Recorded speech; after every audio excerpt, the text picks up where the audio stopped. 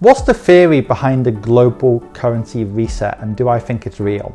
That's going to be the topic of today's video.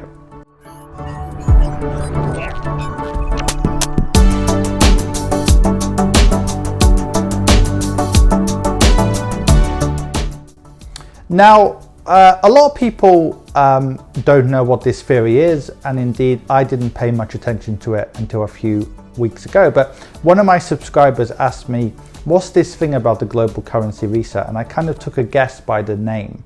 I then researched it online, and to give you a kind of synopsis of what it is, it seems to mean different things to different people perhaps, but the basic idea is that the US dollar will lose its supremacy as the world's reserve currency.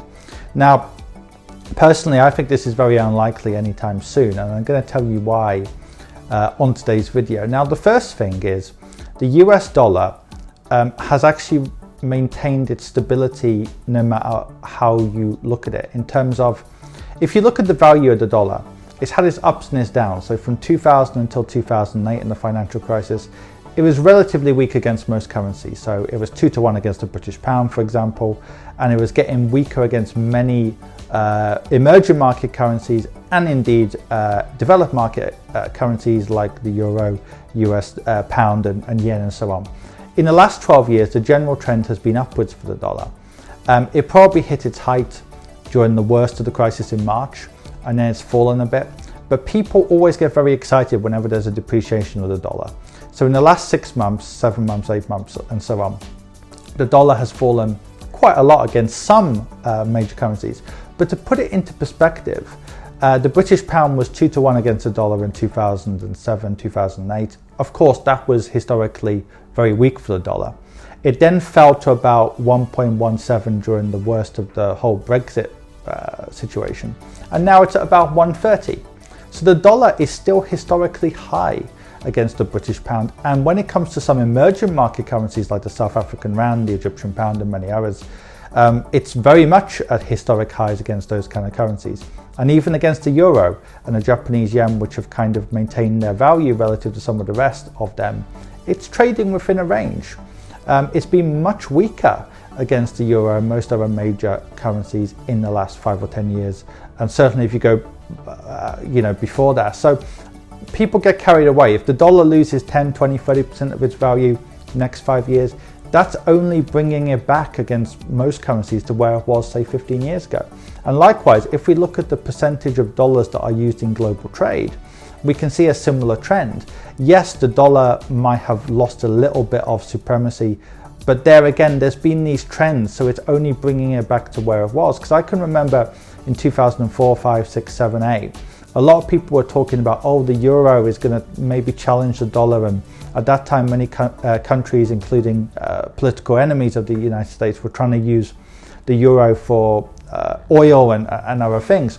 But what happened is the euro peaked at about 2008 during the Eurozone crisis. The dollar regained its share, and then yes, compared to 5 years ago, there might have been a bit of a decline in the US dollar in trade, but it's still within a normal range. So when you hear these things like, I don't know, such and such countries thinking about using the Chinese yen or something like that, which is only about 2% of global trade on many kind of, or at least global reserves the central banks keep, you've got to keep it into perspective that no matter how you look at the dollar, whether you look at it in terms of its value, the percentage of reserves in the central banks around the world are keeping, or its percentage of global trade, it's within a range.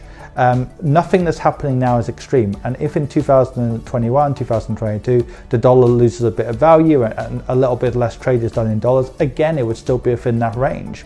So we've came from a 10, 12 year period where the dollar was just getting stronger, the euro was not gaining ground on the dollar in terms of countries using it like it was from, say, 2000 until 2008. So this would just be a normal reset if the dollar lost a bit of value.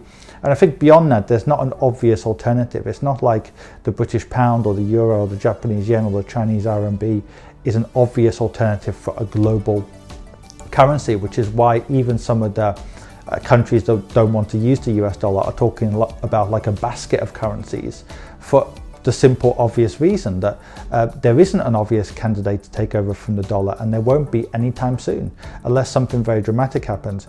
And the third point is confidence in the US is actually pretty strong in terms of every time the central bank has done QE and decreased interest rates, to the surprise of many, the dollar's gone up. So for example, in 2008, after the US did a lot of QE, a lot of people thought, right, this is the end of the dollar. It's had a weak 8 years or something, a lot of QE, 0% interest rates, the dollar's just going to lose a lot of value. But guess what? During uncertain times, people gravitate towards the dollar. So the dollar actually got stronger. So this idea that currencies get weaker because central banks are printing money, and it's not even traditional printing, it's just not true. And we've seen it again this year.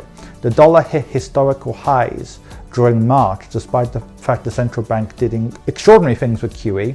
And every time there's a little bit of negative news or people are feeling a little bit worried, they go towards the dollar. Every time people are feeling a little bit more safe and secure, the dollar loses a bit of value. And I think the same thing is going to happen again. We're even seeing it these days. When France and Germany announced a lockdown, the dollar got a bit stronger, right? And that's the reality of the situation. So things like a currency losing supremacy are more likely to happen when people lose complete faith in the government. So for example, after World War II and the Suez crisis, it was obvious that the British Empire was in decline, right?